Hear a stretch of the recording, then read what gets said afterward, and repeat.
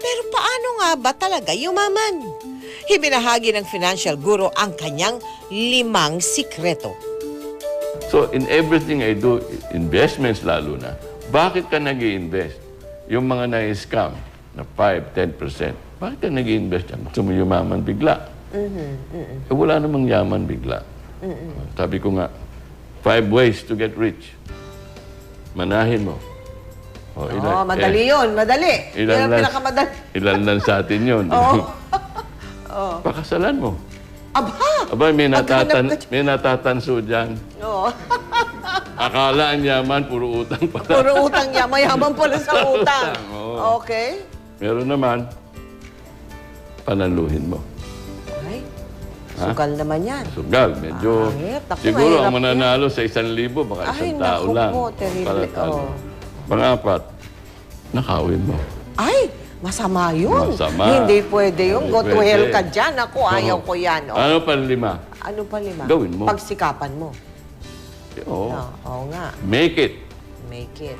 Good news, madali. Kailangan lang 3 D. Disiplina, determinasyon, at saka yung tinatawag natin na decide now, decisiveness. Umpisahan mo. Hindi yung bukas. I keep telling all the seminars, 30 pesos a day. Isang soft drinks, isang bag ng chicharon, isang kahan ng sigarilyo. Milyonaryo ka in 30 years. Totoo ba yan? Totoo yan. Nangyayari yan. 30 pesos a day, sa 30 taon, milyonaryo ka, may 1 milyon ka. 2.1 million kung 10% per year. Ang dali nung 10%. Talaga? Kung naswertihan mong 20% a year, 15 million yan. Aba? Same amount of money, same amount of time. Bakit hindi ginagawa? Ayan, yan. Anong natuklasan mo dyan? Bakit nga? Hindi alam. Hindi niya alam kung ba't hindi niya ginagawa. Kasi sabi na, anong diferensya ng mayaman at yung wala. Ayoko nung word na mahirap eh. Okay. Yung wala. O yung wala, okay. Dalawa, sabi ni isa, sikap at tiyaga. Tama. Pero mas importante, impormasyon. Impormasyon. Tungkol sa Tungkol sa paano ka palaguin yung pera mo. Yun ang aming advokasya. Yun. Huwag mo baliwalain yung piso. Aha. Yung 1 milyon, hindi ka aabot kung wala kang piso. So, dun dapat. Okay. So, yun ang tinuturo namin ngayon, for lack of a better. Sinishare namin yung information. Ang desisyon nasa iyo pa rin. Dagdag pa niya, ang pagyaman daw ay nakasalalay sa ginagastos ng tao. Huwag kang gagasta na hindi mo kaya. Yan ang mga problema ng mga ahente, nakikita mo. Oo nga. Ano yung nakita mong most common wrong, no? Yung mali. Yung maling ginagawa nga ng Pilipino. Sa pag-handle ng pera niya, yung most common na mali. Ang mindset, una-una. Mindset, ano lahat ng kinikita, dapat or di dapat, para ipanggastos. Dahil kaya ko naman kumita rin ulit. So, the assumption is short term. Wala, kaya ko yan. Mawalan na akong trabaho, kaya ko yan. Hindi naiisip na obligasyon mo. Tuloy-tuloy. Hindi na puputol. Lalo na kung may pamilya ka, di ba? So, bihira yun nagpaplano. Puro yung instant gratification. Pag nahirapan, nagtrabaho kong mahirap, kailangan kong bakasyon naman. Kumita ako yung bonus ko, bibili ko ng... So, nagsisave tayo. Alam natin yung concept of saving. Para may bilhin. Nagsisave ako para bagong cellphone. O bagong... Tatlo na cellphone, 2 lang naman tenga natin, di ba? So, mahirap eh. Mahirap gamitin 3. Ngayon. Tapos, dapat? So, dapat, nagtatabi tayo dahil obligasyon natin. 2 mukha natin sa buhay eh. 2 kabayo natin sa buhay. Yung unang kabayo, sasakyan natin dahil sa pawis natin, kikita tayo. Okay. Yung kinikita natin, dapat, meron tayong binabayad natin sa sarili natin para sa ating kinabukasan. Yan ang pambili ng ating kinabukasan. Savings yun, di ba? Savings yun, mag-ipon. Mag-ipon. Okay, ang alam naman ng iba, ang savings, ilagay sa lalim ng unan o sa bangko. Savings deposit. Pagkaliit-liit ng kita. Maliit ang kinikita pag nilagay sa bangko. Safe lang. Tama naman yung safety. Pero madaming instrumento dyan na may kanya-kanyang layunin. Hindi porket may pera ka, doon mo lang lalagay. Isipin mo, bakit? Yan ang wala sa nakakaramihan. Bakit ako gumagastos?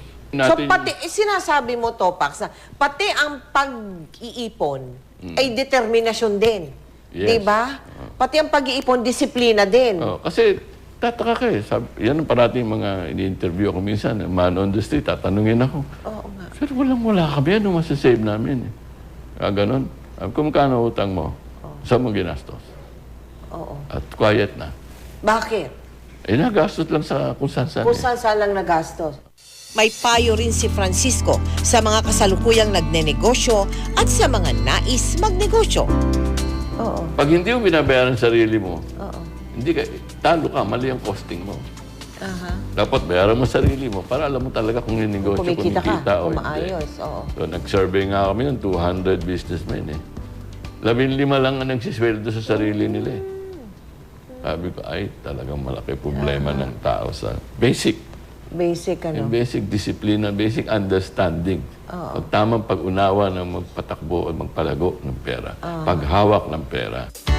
At dahil pera ang nakasalalay, kailangan din daw natin ng iba yung pag-iingat. Yung lending, fix ang income mo. Diba? Savings deposit, pautang sa bangko yan. 1%. Maliit. Bumili ka ng treasury bills ng gobyerno, 3%, 6%. Yun ang fixed income. Lending investment yan.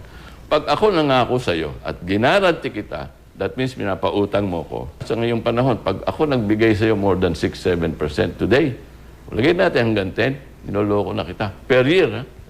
Yun ang tinuturo ko sa kanila, yung guidelines ba? Pag may nag-offer sa'yo, nag-guaranteed more than 10% per year, tumakbo na kayo. Hindi mapapanindigan yan. Oo. Hindi masama ang maghangad ng marangyang buhay. Kailangan lang natin itugma ang uri ng pamumuhay sa perang kinikita natin sa araw-araw. Obligasyon natin sa ating sarili na paunlarin ang perang pinaghihirapan natin. Ito ang malinaw na mensahe ni Francisco Colayco na dapat nating isabuhay para tayo ay umangat. Ang susi ng buhay yung made of our choices eh. Yes. We choose the things we do. Tayo ang Hindi decision. mo pwedeng, hindi kita pwedeng i-blame or somebody else. Kasi ganyan nangyari sa akin dahil sa akin. Desisyon ko yun eh. So, if you choose a lifestyle na hindi mo kaya, babaong ka sa utang. Oo. If you choose a lifestyle na kakayanin mo, mag-i-improve ang buhay mo.